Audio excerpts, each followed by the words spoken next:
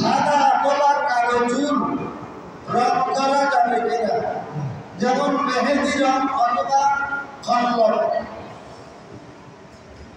এখন খুব খেয়াল করবেন, আমাদের নবী সাহেব বলেছেন, এখানে আমার নিজস্ব উদ্ধৃতি চলছে না, হাদিস শরীফে এসেছে, গাইয়িরুস সাহেব ওয়াজান্নিবুস সাওয়াদ, তোমরা সাদা দাড়ি চুলকে কালার করো, কালার করো, কালো থেকে পরহেজ করো।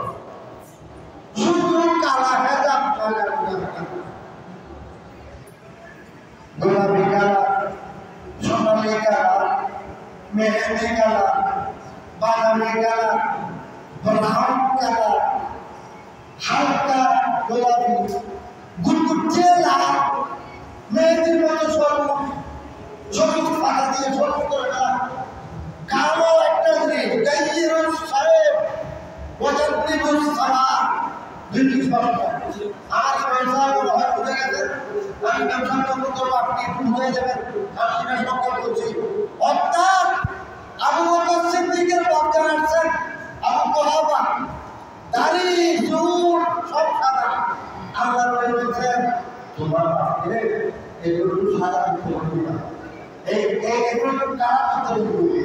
অর্থাৎ মেহেন্দি দেওয়া অথবা ব্রাউন কালার, এই যে আমি একটা কালার দিয়েছি, কালো এবং লাল মিশিয়ে প্রচুর যেটা কালো কালার, দূর থেকে দেখলে কালো লাগে, কাছের থাকতে দেখলে না পুরো মতো নয়, এখানে এটাকে যেটা আমি কালার কিনেছি এটা থেকে সরিয়ে দেখেছি, এটা হচ্ছে ব্রাউন, ব্রাউন কালার, বাদামি কালার। এটা আমাকে বলছে 15 মিনিট থেকে বেশি লাগবে না, 15 মিনিট থেকে বেশি লাগলে কালো হয়ে যাবে।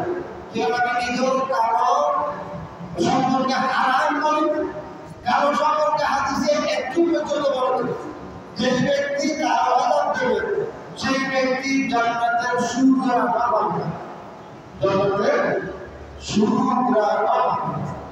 সর্বপ্রথম কালো হাজার দিয়েছিল